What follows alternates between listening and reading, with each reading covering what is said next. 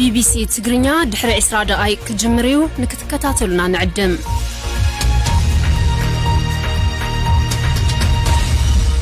كون سجنتا BBC أفان أوروموت نولين ترى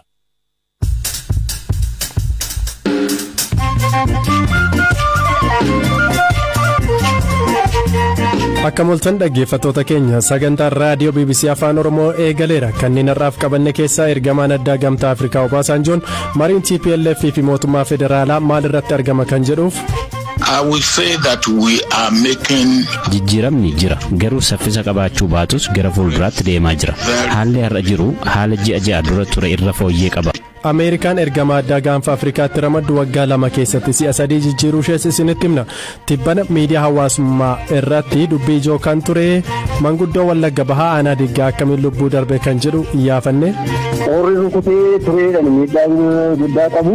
Yaa ambulaansiidhaan buufata fayyaa ifaa geessanii jennaan jaartiin achitti xiqqoo miidhamarraa kan ka'e lubbuun darbee jira. Kan isiniif dhiyeessu Anzala Lamtaaddisaati. jalqabarratti Ameerikaan gaanfa Afrikaa tasgabbii dhabuun siyaasa raasaa jirutti ergama addaa haaraa ambaasaaddar Maayik Hamer jedhaman muuduu ministeerri dhimma alaa US Anthony Blinken beeksan. Blinken muudamni ergama haaraa Hamer kutannoo Ameerikaan gama dippiloomaasii naannawaa gaanfa Afrikaatti baachaa jirtu akeekaa jedhan.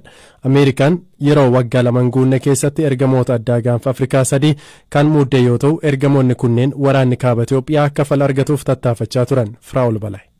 Waraanni kaaba Itoophiyaatti akkuma jalqabeen ji'oota muraasa keessatti yaalii jalqabaan miseensa mana maree kan ta'an Chris Coons erguun eegalte. Chris Coons waraanni Tigraay keessatti jalqabamee ji'oota muraasa keessatti dhimma ijoo kan ture gargaarsa namoomaa dhiyeessuu fi waraanichi gaaga'ama gaanfa Afrikaatti qaqqabsiisuu irratti akka hojjetaniif pireezidaanti Joo Baayidaniin ergaman. Akka lakkoofsa Itoophiyaa bara 2013 kan ergaman namni siyaasaa bakka bu'aa kutaa Delaware Christopher Andrew Coons yeroo dheeraatiif miseensa mana maree Ameerikaa ta'uun tajaajilaniiru. Coons yeroo jalqaba gara Itoophiyaa dhufanii turanitti rakkoo naannoo Tigraay keessatti uumame waa'ee sarbama mirgoota namoomaa raawwatame akkasumas atakaaroo dhimma daangaa Sudaanii fi Itoophiyaa gidduu jiru ilaalchisuun ministeera muummee Abiy Ahmed waliin dubbachuun alatti aangoota gamtaa Afrikaa waliin wal arganii turan. Chris Coons bakka bu'uun dhimmoota Itoophiyaa fi biyyoota biroo gaanfa Afrikaa akka hordofaniif kan ergaman ambaasaaddar Jeffrey Feltman waggaa darbe ji'a eebilaa gara dhumaa ture. Haaluma kanaan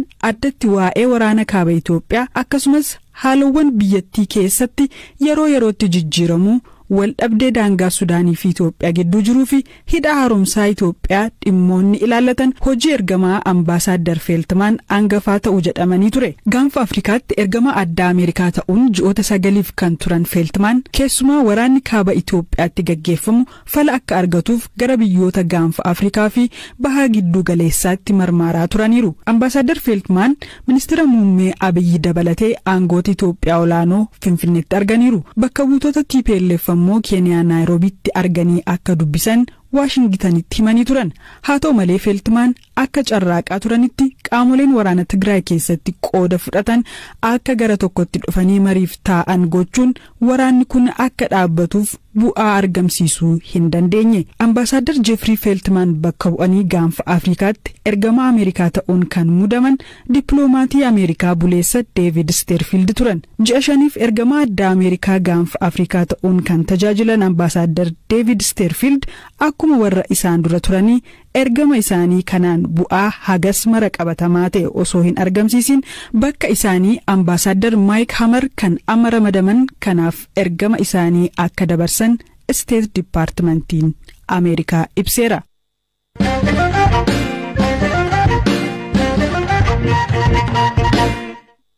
dhimma biraan gaazexeessitoota tibbana tarkaanfii mootummaan fudhachaa jiruun hidhaa bu'aan keessaa qopheessaan barruu fi Tamasgeen Dassaaleny guyyaa har'aa reebicha irra gahu maatiin himan.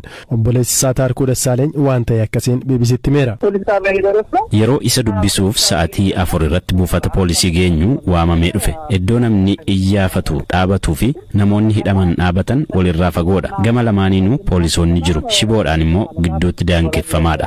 Al tokkotti ammoo hidhamaan maatii akka arguu fi as waamamu nama 10-13 ta'a. Kanaaf takkaatti namni hundi haasa'a jechuudha. Tamasgeen kana dura yeroo mana hidhaa turetti gurra isaarra miidhaan irra gahee waan tureef waca keessatti dhagahuuf xiqqoo isa rakkisa. Achiin natti hin dhagahamu gatii ta'eef namni na dubbisu as naaf hasiqu. jedhee poolisii gaafatee jennaan poolisiin harkaan itti wari'e. Obboleessa koo gaafa jedhu poolisoonni lama hidhamtoota keessaa baasanii bunyaaf dhiitichoodhaan isa dhahan. Namni achi tures wacuu fi iyyuu jalqabe. Kana booda gara kutaa hidhamtoota osoo hin taane gara kutaa biraatti isa geessan. Kun tahee daqiiqaa 40 booda nutti agarsiisaa jennee as gaafa baasan iji isaa bitaa dhiitaheera. Tiishartiin immoo irraa tarsa'ee ture. Kana booda homaa dubbachuu hin dandeenye. Waan ta'e abukaatoo isaatti beeksisnee baane. Abukaatoon gaazexeessaa Tamasgeen obbo Heenok Akiliiluu miidhaa irra ga'e mana murtiitti himachuuf yaallus inni garuu ni didee jedhan. Obbo Tamasgeen reebicha irra gaheef mana murtii fi bulchiinsa poolisiitti komiin akka dhiyaatu jalqaba walii haa galuyyuu malee boodarra garuu akka hafu waan gaafateef yeroo ammaa adeemsi jalqabame hin jiru. Obbo Tamasgeen Dassaaleny reebichi har'a irra ga'e malee mana hidhaatti haalli qabeensa irra jiru baay'ee kan nama gaddisiisudha. Namoota baay'ee waliin iddoo tokkotti hidhamee jira. Nyaata nyaachuuf rakkisaa gatii ta'eef guyyaatti al tokko qofa soorachaa jira. Dhaqna dhiqachuun manni fincaanii rakkoodha. Obsa akka fixate agarsiisa. ቶለሬት ማድረግ የመሸከም ትግስት እንደጨረሰ ነው።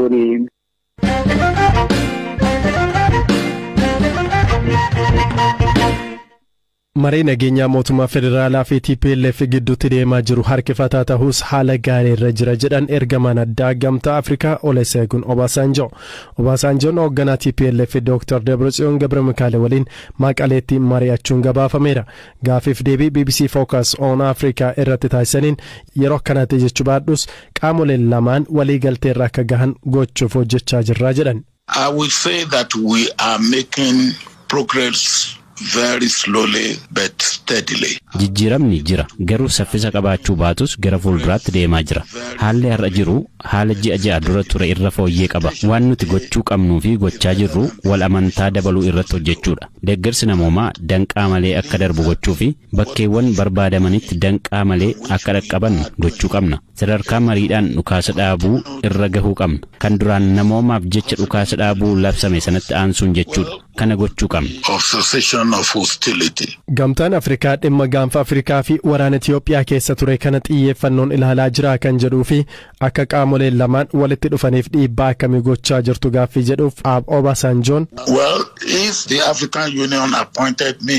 Gamtaan Afrikaa yeroo akka nagaa fi tasgabbii fiduuf gaanfa Afrikaa keessatti namuude gamtichi dhimma kanarratti xiyyeeffannoo kennee ilaaluu isaa agarsiisa. Qaamoleen lamaan akka walitti dhufaniif dhiibbaa gochuu osoo hin taane dhiibbaa irraa bilisa ta'anii akka walitti dhufan gochuudha. Yoo qaama tokko irra dhiibbaan jiraate akka irraa ka'u gochuudha hojiin koo. Obasanjoon yoom walii galtee irra gahuu danda'u isa jedhuuf yeroo kaa'uu hin barbaanne garuu akka milkeessan amantaa qaban himaniiru. I don't put time limit to. Yoom walii galtee mallatteessuu danda'u ka jedhuuf yeroo kaa'uu hin danda'u. Milkaa'inni akka itti fufu gochuu irratti xiyyeeffanna. Kan jalqabaa namoomaaf jecha dhukaasa dhaabuudha. Isa booda immoo walii galteedhaan dhukaasa sadarkaa dhaabuutti fiduudha. Isatti aansee ammoo walii galtee dhukaasa dhaabuu akka mallatteessan gochuudha. Yeroo sana tajaajilli bu'uuraalee misoomaa dhaabbatanii turan guutummaa biyyattii keessaayyuu akka deebi'an gochuudha. Isaan keessaa naannoo Tigraay keessa tajaajilli ibsaa, bishaanii fi baankii hin jiru. Gama biraan ammoo tajaajiloota sababa waraanaan manca'an deebisuudha. Yuunivarsiitii tokko daawwadheera. Kutaan ICT isaanii manca'uun tajaajila kennaan jiru. Akka deebi'u barbaanna. Kana ammoo ji'oota 3-6 yookiin waggaatti jechuu hin danda'u. Garuu isa namoonni hedduun eeganii ol walii galtee irra ni geenya amantaa jedhuun qaba. Ergamaan addaa gamtaa Afrikaa fi pirezidaantiin duraanii Naayijeeriyaa kan ta'an Olusegun Obasanjoon ministeera muummee Itiyoophiyaa Dr. Abiy Ahimad fi qondaaltota mootummaa federaalaa fi naannolee waliin gara godina Baalee imaluun daawwannaa irra turuu isaanii miidiyaaleen biyya keessaas gabaasaniiru.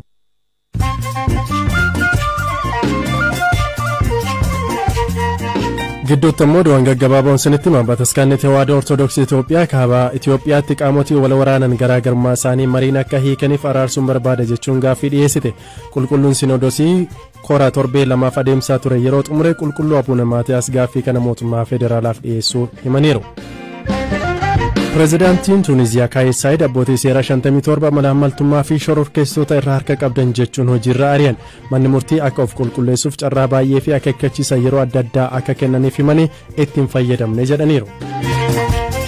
Koongootti bakka bu'aan addaa barreessaa waliigalaa UN finciltoota M23 jedhaman takkaa fi isa dhumaaf dhabamsiisuuf humna waraanaa cimaa bobbaasuu barbaachisaa jedhan. Biintoo Keetaa walitti bu'iinsa torban lama booda naannoo kaaba biyyattiitti tasgabbii deebisaniif humnoota UN fi biyyaalessaa galateeffataniiru. Hoogganaan gamtaa Afrikaa Maaki Saal gara Raashiyaatti imaluun hanqina nyaataa sababa waraana Yuukireeniin mudate irratti pirezidaantii Puutiin waliin mari'achuuf waajjirri isaanii akka ibsetti marichi kuusaan midhaanii fi xaa'oo amma buufata doonii Yuukireenitti danqame akka gadhiifamuuf yaadameeti.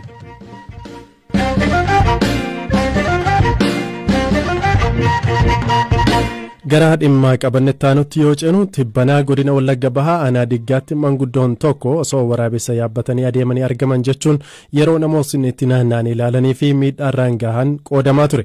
Dubartiin kun mana yaalaa akka gahaniin lubbuun isaanii akka darbee BBC'n odeeffateera. Jiraataan aanichaa maqaan isaa akka hin ibsamne gaafate tokko dhimma kana irratti waan hawaasni naannoo argine jedhee dubbatuuf haala ta'ichaa BBC'tti himaniiru. Warri kaan jaartiin sammuu ishee fayyaa miti kan jedhan jiru. Biyya kaleessa maatiin ishee dhufanii deebi'anii erga ji'a ja'aasitti sammuu ishee gadhiisteetti maraatteetti hunda'uun hidhaa kutteef manaa baatee waan jedhamutu jira beektaa. Jaartiin jiraattuma naannoo aanaa keessanidha? Akka odeeffannoon jirutti aanaa keenya miti isheen aanaa biraarraadha kan isheen dhufu. Jaartiin gaafa haasoftu yeroo dura iddoo adda addaa maqaa dhoofteedhan. Naannoo aanaa guutoo giddaafa naannoo sanafaa maqaa dhoofteedhan naannoo guutee simbirroo naannoo jedhamu. Takka takka immoo naannoo duunee kaaneedhaa dhufee jetteedha guutoo giddaa. Tol iddootti dhufteen baramne maatiin ishee dhufanii fudhanne jechuudha reeffayyuu. Dhufanii deebi'anii waan jedhamutu jira garuu nuni ijaan hin argine dhukkubsattuudha jedhanii jedhan egaa beektaa akka warri argan immoo. Yaa walumaa gala jaartiin rakkoo fayyaa akka qabdudha jechuudha amma ammaatti kan nuti beeknu inni uummanni beeku shakkiidha. Shakkiidha malee wanti argameeru hin jiru. Waan qabatamaa miti yaa jaartiin mi'a waan tokko tokko yoo harkaa qabdu jechuudha waan akka dhadhaafaa qoqqoqaafaa birrii fa'aa baattee wayyaa uffata fa'aa baattee akka deemtudha. Halkanidha kan jedhan dhugumadha moo gara odeeffannoon jiru sa'aatiinsaa? Naannoo sa'aatii 8 waan jedhamu jira halkan. Kan isaanii lubbuun darbe achumattidha moo mana yaalaa galanii takka odeeffannoo qabdanitti? Qorri rukutee tureedhaan miidhaa guddaa qabu. Yaa ambulaansiidhaan buufata fayyaa ifaa geessanii jennaan jaartiin achitti xiqqoo miidhamarraa kan ka'e lubbuun darbee jira. Yaadamaadhaan reeffa kan owwaale asumaadha buufata fayyaadhaa reeffa fuudhanii owwaale asumatti. Diggaamatti eenyutu owwaale mootummaadha jechuudha? Yaa qaama mootummaadha kan owwaale. Maatiin erga jaartiin owwaalamanii dhufanii ilaalaniiru garuu immoo baganuu owwaaltanii jaartii dhukkubaa ture sammuu maraatanii turanii jedhaniidhaan egaa. Abbaan alangaa aanaa Diggaa obbo Boonsaa Ittaanaa taateen kun aanaa isaanii keessatti ta'uu mirkaneessanii manguddoon kun mana yaalaa akka gaaniin boqachuu quba qabnaa jedhan. Dhimma hojiitii fi gara baadiyyaatti bobba'anii yeroo turan qoomsan jechuudha dubartii kanan bakka isheen ta'aa turte arganii gara buufata fayyaa aanichaatti akka odeeffannaa ibsanii turan jechuudha. Yeroo gara buufata aanaa geessee booddee yeroo sana gaa lubbuun akka keessa jirudha arguma buufata fayyaa geessee booddee lubbuun kan keessaa bahee ta'udha kan isaan naaf himan. Akkuma miidiyaa hawaasaa irratti jedhame osoo waraabessa yaabbatanii deemanii dhuguma argamaniiru kan jedhuuf obbo Boonsaan odeeffannoo qulqullaa'aa akka hin qabne himanii sababiin du'a isaanii garuu qoratamaa jiraachuu BBC'tti himaniiru. Waan sooshaal miidiyaa irratti dubbatamu irraa kanatti foormaalii odeeffannoon qabu garuu lubbuun namaa bahee jira. Akkamitti lubbuun nama kanaa bahee inni lubbuun nama kanaa baasee wanti jedhamu qulqullaa'uutu irra jiraata jechuudha. Amma atileetii sadarkaa odeeffannootti namni aanaa keenya keessatti du'uu dhageenye jira.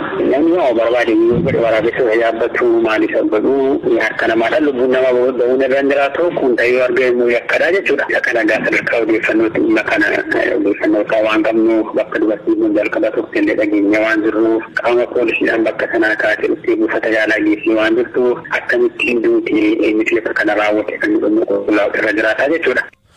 Kabajamtoota dhaggeeffattoota keenyaa xumura irratti oduu tokkoon isinitti hoogganaa waldaa meetodistii Naayijeeriyaa butamanii turan Saamu'eel Kaanuu fi lubootni isaan waliin turan lama akka gadhiifamaniif doolaarri 200,000 fi 40,000 akka kaffalame himame. Dooktar Kaanuun osoo waldaatii galanii dilbata darbe daandii guddaa gubbaa naannoo finciltoonni biyyattii irra foxxoquuf lolan keessatti butamanii sa'a 24 booda gadhiifaman. Sagantaa har'aaf isiniif qopheessine asuma irratti xumurreeti kan jirru qopheessituun sagantichaa Firaa'ol Balaay na waliin turtii taasisteetti saganticha kan isin isiniif dhiyeesse immoo Zalalam Taaddesaan ture Joonaatan gama ogummaa teeknikaatiin boor walitti deebina halkan gaarii.